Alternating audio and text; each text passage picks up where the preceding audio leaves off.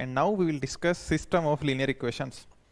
तो जब अपन डिस्कस करेंगे सिस्टम ऑफ लीनियर इक्वेशन, उससे पहले अपने को ये समझना पड़ेगा कि लीनियर इक्वेशन का मतलब क्या होता है। तो सीधी सी बात है यार, लीनियर इक्वेशन का सेंस ये है कि जो अपने वेरिएबल्स होते हैं, अननोन वेरिएबल्स जो उसमें होते हैं, x1 x2 या x3 xn जो भी वेरिएबल्स हैं, उसके टर्म्स में जो इक्वेशन है वो लीनियर होनी चाहिए। देखो जैसे मैं एग्जाम्पल के थ्रू देखें तो ये देखो 3x1 - 5x2 = -2, ये एक लीनियर इक्वेशन है ना, लीनियर है x1 और x2 के टर्म्स में। ऐसे ये वाली जो इक्वेशन है वो भी क्या है, लीनियर है। 2x1 + x2 - x3 = 2√6। ये जो नीचे की दो इक्वेशन मैंने लिखी हैं, देखो ये देखना, 4x1 - 5x2 = x1 x2। देखो ये x1 और x2 के टर्म्स में लीनियर नहीं है ना, तो ये लीनियर इक्वेशन नहीं है। ये भी लीनियर इक्वेशन नहीं है। देखो यहाँ पे √x1 है, ठीक है। तो इसकी डेफिनेशन अपन देख लेते हैं, सिंपल सी जो अपन ने डिस्कस किया वो डेफिनेशन है। A linear equation in the variables x1 x2 xn is an equation that can be written in the form, ठीक है।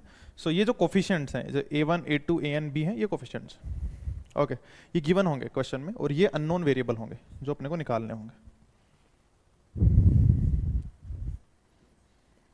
ठीक है। सो आई थिंक अब आगे चलते हैं अपन। तो कुछ एग्जाम्पल अपन कंसिडर करते हैं सिस्टम ऑफ लीनियर इक्वेशन में। अभी अपन ने लीनियर इक्वेशन की बात कर ली। सिस्टम का क्या मतलब है कि जैसे मान लो यहाँ पे ये एक इक्वेशन थी, है ना, जिसमें दो वेरिएबल थे x और y। सो x - y = -1। अब क्या करा अपन ने, एक इक्वेशन को और कंसिडर कर लिया, तो 3x + 2y = 12। तो यहाँ पे क्या है, दो इक्वेशन है और दो अननोन वेरिएबल है, x और y, है ना, दो वेरिएबल हैं और दो इक्वेशन है। तो ये सिस्टम हो जाता है, सिस्टम ऑफ लीनियर इक्वेशन। कैसे सोल्व करेंगे इसको, सोचो। देखें ये दो इक्वेशन अगर अपने को दे रखी हैं तो उनको सोल्व कैसे करेंगे। तो जो सीधी अप्रोच अपने को ध्यान में आ रही है, और भी अपन तरीके देखेंगे इनको सोल्व करने के लिए, बट जो एक डायरेक्ट अप्रोच अपने को ध्यान में आ रही है वो क्या कर सकते हैं अपन, क्या कर सकते हैं, ये x में है और ये y में है।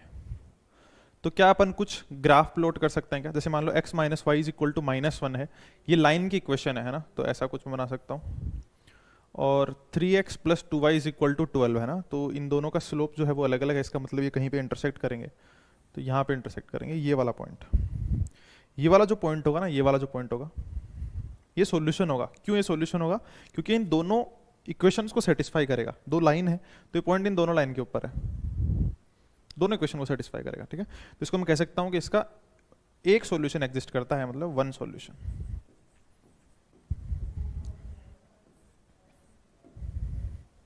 ठीक है। आगे चलते हैं। सो अभी जो अपने को गिवन है वो दो जो इक्वेशन है ना, ये सेकंड एग्जांपल है।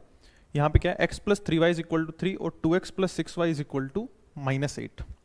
तो इसमें भी अपन क्या कर सकते हैं,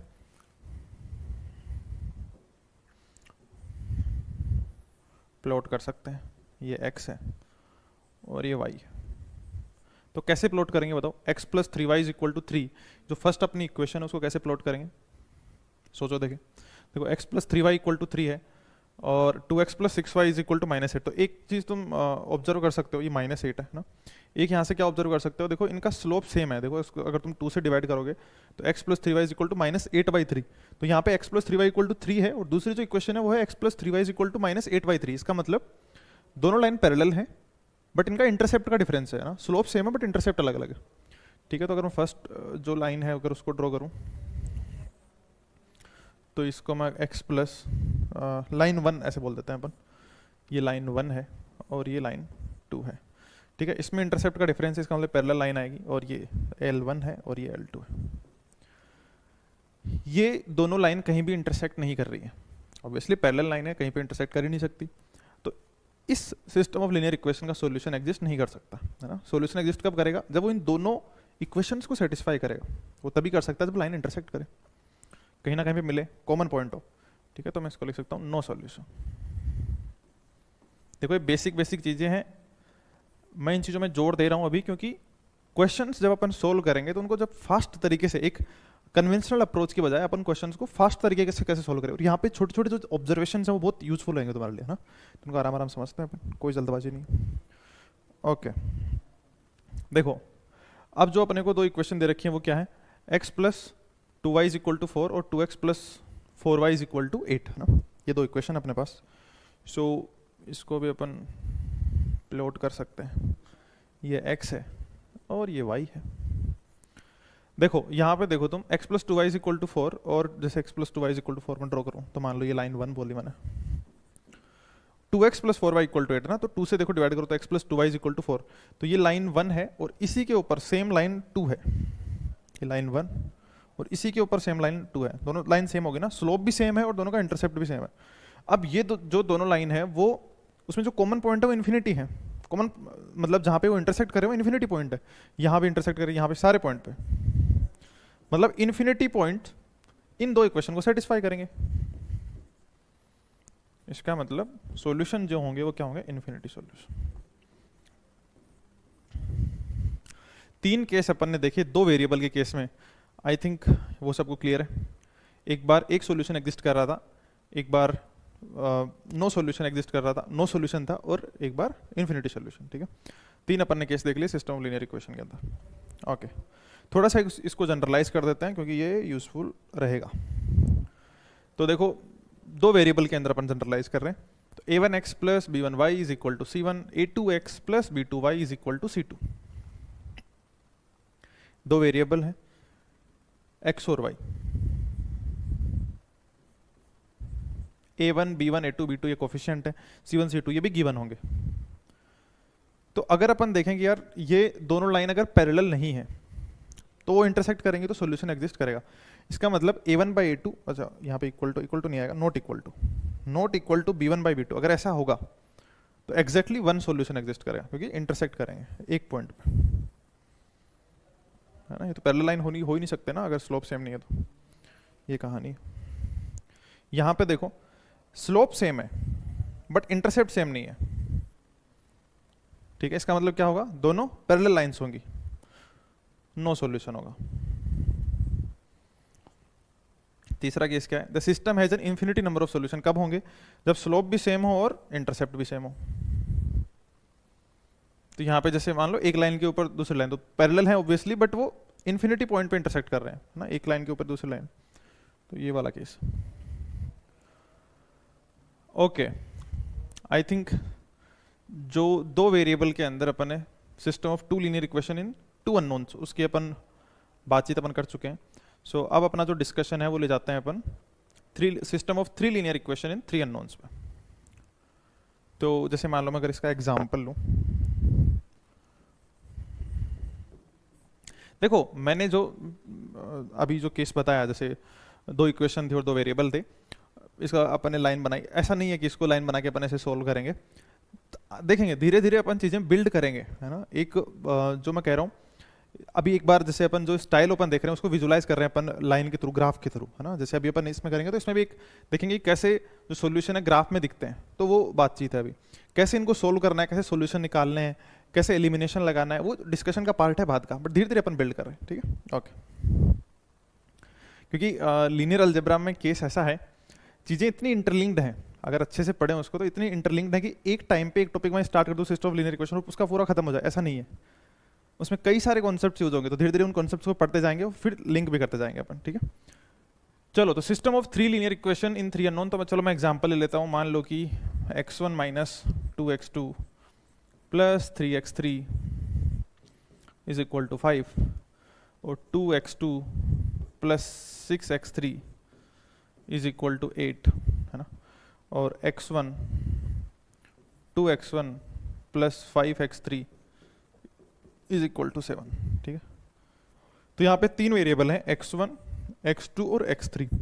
जब 3 वेरिएबल हो तो ऐसा जरूरी नहीं है कि तीनों इक्वेशन के अंदर तीनों वेरिएबल प्रेजेंट होना जरूरी नहीं है। क्यों नहीं है, ऐसा भी हो सकता है कि जैसे यहाँ पे x1 का जो कोफिशिएंट है वो 0 हो, है ना, कोफिशिएंट है वो 0 भी हो सकता है, 0x1 ये हो गया, इसको मैं ऐसे लिख सकता हूँ, है ना। यहाँ पे जो x2 है उसका कोफिशिएंट 0 हो तो उसको मैं प्लस 0x2 लिख सकता हूँ, ऐसे है, ठीक है। तो वेरिएबल जो है वो 3 है और इक्वेशन अपने पास कितनी है, 3।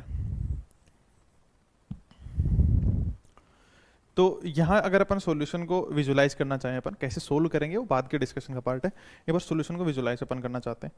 तो यहाँ पे देखो ये x1 x2 और x3 है ना, तो ये 3D के अंदर है ना, 3 डायमेंशन के अंदर है, और ये हाइपर प्लेन की इक्वेशन होती है। ये हाइपर प्लेन, ये भी हाइपर प्लेन है, ये भी हाइपर प्लेन है। तो ये h1 h2 और H3 है ना, 3 हाइपर प्लेन है। तो इसमें सॉल्यूशन कब एक सॉल्यूशन एग्जिस्ट करेगा, कब नो सॉल्यूशन होगा, कब इन्फिनिटी सॉल्यूशन होगा, वो देखो कैसे विजुलाइज करेंगे। देखो यूनिक सॉल्यूशन या वन सॉल्यूशन है, क्या मतलब यूनिक सॉल्यूशन या वन सॉल्यूशन। देखो ये हाइपर प्लेन था H1, ये H2 और ये H3, देखो एक कॉमन पॉइंट पे इंटरसेक्ट कर रहे हैं यहाँ पे, ये तुम्हारा यूनिक सॉल्यूशन है। इसके अलावा ज्योमेट्री में कोई भी केस बन रहा है उसमें यूनिक सॉल्यूशन नहीं आ सकता। देखो जैसे इन्फिनिटी सॉल्यूशन कहाँ आएंगे, देखो देखो ये देखो प्लेन है H1, ये H2 और ये H3, जहाँ इंटरसेक्ट कर रहे हैं वो पूरा का पूरा देखो एक लाइन है इन्फिनिटी सॉल्यूशन से। यहाँ पे देखो मान लो ये H3 है और इसमें ये दोनों मान लो पैरेलल हैं एक दूसरे के, H1 H2, तो तीनों जहाँ पे तीनों जो है ना, तीनों हाइपर प्लेन वो इंटरसेक्ट करने चाहिए। तीनों हाइपर प्लेन देखो H1 H2 H3 देखो यहाँ पे कर रहे हैं, ठीक है। जैसे इस केस में देखो H1 H2 H3 सब एक के ऊपर एक है, सब एक के ऊपर एक है, तो इन्फिनिटी नंबर ऑफ सॉल्यूशंस है, ये बात होगी। नो सॉल्यूशन में क्या है कि कोई पॉइंट कॉमन पॉइंट तुम्हें मिलेगा ही नहीं। जैसे मान लो ये देखो इसके अंदर ये H1 है, ये H2 है और H3 है, यहाँ पे ये वाली जो लाइन है ना, इसमें सिर्फ और सिर्फ किसको सेटिस्फाई कर रही है, ये कर रही है H1 को और H3 को। ये वाला किसको सेटिस्फाई कर रहा है, ये वाला देखो ये कर रहा है H1 को और H2 को। ये वाला किसको सेटिस्फाई कर रहा है, H2 और H3 को। कोई ऐसा पॉइंट नहीं है जो H1 H2 H3 तीनों हाइपरप्लेन को सेटिस्फाई कर, तीनों वहाँ पे इंटरसेक्ट कर रहा है, ठीक है। तो ये नो सॉल्यूशन। सेम कहानी यहाँ पे भी, यहाँ पे ऐसा कोई पॉइंट नहीं है। सेम कहानी यहाँ पे देखो, ये तो पैरेलल है, यहाँ पे तीनों है ना, तीनों सेटिस्फाई होने चाहिए, ठीक है। तीनों हाइपर प्लेन इंटरसेक्ट होने चाहिए, तब सॉल्यूशन एग्जिस्ट करेगा। आई थिंक ये पॉइंट भी क्लियर है सबको। तो अपन क्या कह सकते हैं यार, जो सिस्टम ऑफ लीनियर इक्वेशन है उसके पास नो सॉल्यूशन हो सकता है, नो सॉल्यूशन हो सकता है, नो सॉल्यूशन का केस हो सकता है, या एग्जैक्टली वन सॉल्यूशन, या इसको अपन यूनिक सॉल्यूशन बोलते हैं, ये हो सकता है, या इन्फिनिटी मैनी सॉल्यूशन हो सकते हैं। देखो जब सॉल्यूशन एग्जिस्ट करता है तो या तो यूनिक हो सकता है या इन्फिनिटी हो सकता है। ऐसे सिस्टम को अपन बोलते हैं consistent. A system of linear equation को अपन बोलते हैं consistent. A system of linear equation is said to be consistent if it has either one solution और इन्फिनिटली मैनी सॉल्यूशन, ठीक है। A system is inconsistent if it has no solution, ठीक है। तो ये इनकंसिस्टेंट का केस है और ये जो है वो कंसिस्टेंट का केस है।